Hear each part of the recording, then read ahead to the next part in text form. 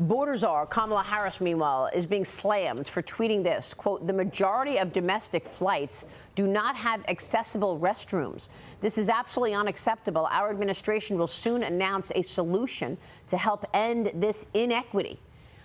Inequity in bathrooms, she's talking about. Users quickly pounced on her tweet as the crisis continues at our southern border.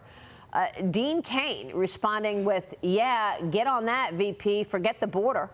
Judicial Watch President Tom Fitton just tweeted this, really. Joining us right now is National Border Patrol Council President Brandon Judd. Brandon, it's good to see you this morning. Thanks very much. This is what our border czar is talking about. Do you want to tell us what's going on at the border right now?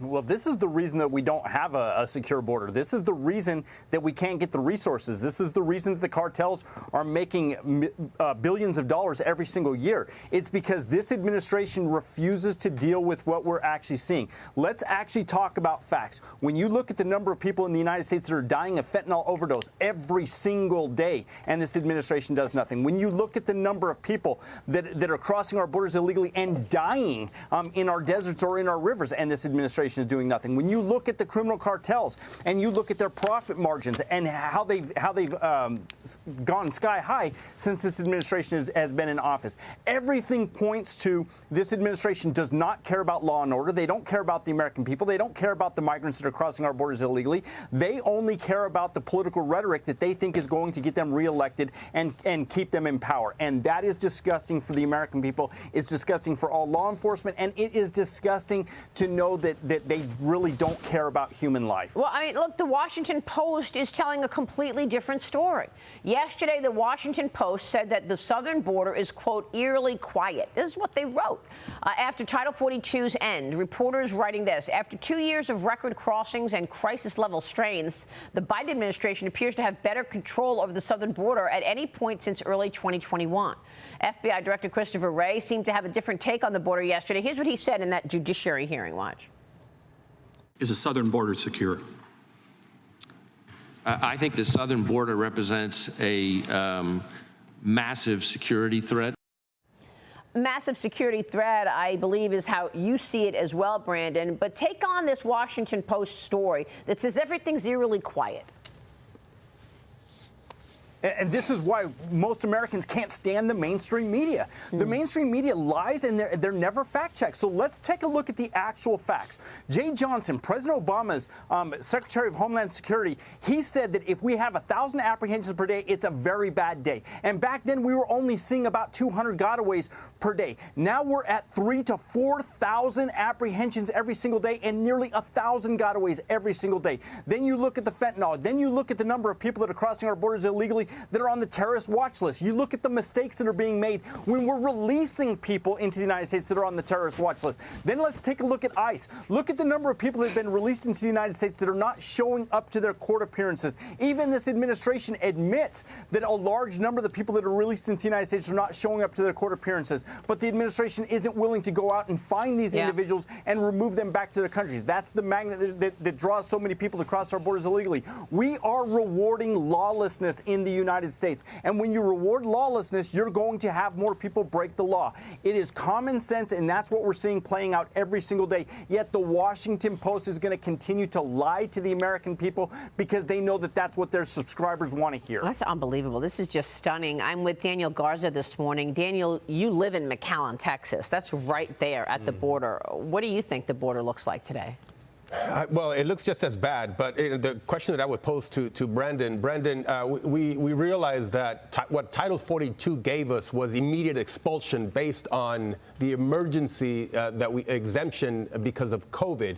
It was always going to be temporary. Now, what we have is a return to a penalty for re-entry that we didn't have under Title 42. Because of that, we also need now a system, a reform of our asylum process so it's not gamed anymore. We need to know if somebody qualifies for asylum immediately instead of allowing them to the country. Isn't it inaction by Congress that's really causing a lot of the problems that we have right now on the border? So Congress needs to take action, but we have to take a look at the administration as well.